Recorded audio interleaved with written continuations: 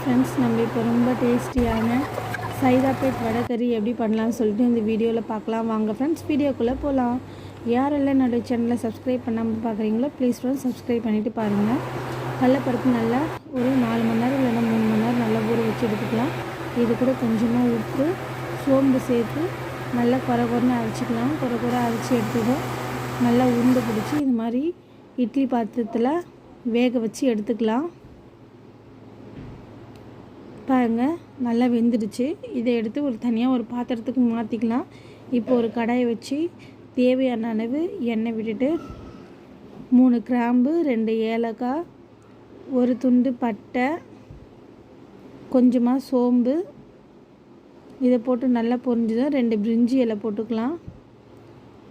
பிரிஞ்சி இலை போட்டு இதெல்லாம் நல்லா பொரிஞ்சதும் மீடியம் சைஸ் வெங்காயம் சின்னதாக 2 கட் பண்ணி வச்சுருக்கேன், அதையும் இது கூட சேர்த்துக்கலாம். வெங்காயம் சேர்த்ததும் லைட் ப்ரௌன் ஆகிற வரையும் வதக்கி எடுத்துக்கலாம்.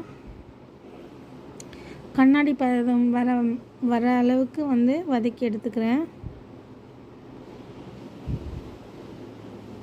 இது கூட மீடியம் சைஸில் 2 தக்காளி வெட்டி வச்சுருக்கிறேன். அதாவது பெங்களூர் தக்காளி எடுத்துக்கோங்க, அப்போ தான் கொஞ்சம் டேஸ்ட் நல்லாயிருக்கும். நாட்டு தக்காளி எடுத்திங்கன்னா கொஞ்சமாக புளிப்பு டேஸ்ட்டோடு வரும். அதனால் பெங்களூர் தக்காளி எடுத்துகிட்டு 2 பச்சை மிளகாய் கீறி வச்சுருக்கேன், அதை இது கூட சேர்த்துக்கலாம். சேர்த்துட்டு இந்த தக்காளி நல்லா வதங்கட்டும்.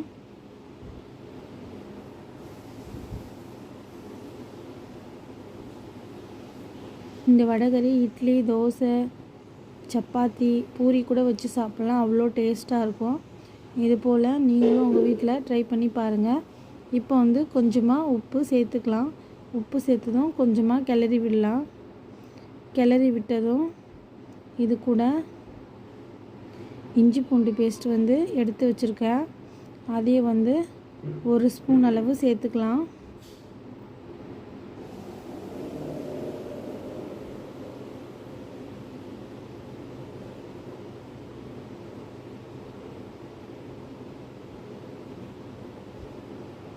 இஞ்சி பூண்டு பச்சை வாசனை போகிற வரையும் நல்லா வதக்கி விட்டுக்கலாம்.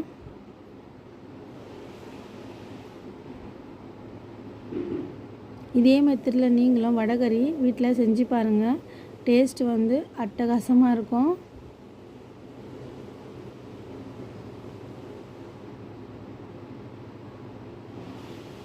சைதாப்பேட் வடைக்கறினாலே அவ்வளோ ஸ்பெஷல் தான். இதில் கொஞ்சமாக கரம் மசாலா சேர்த்துக்கலாம். கரம் மசாலா சேர்த்ததும் கொஞ்சம் கரம் மசாலா பச்சை வாசனை போகிற வரையும் நல்லா வதக்கி விட்டுக்கிறேன்.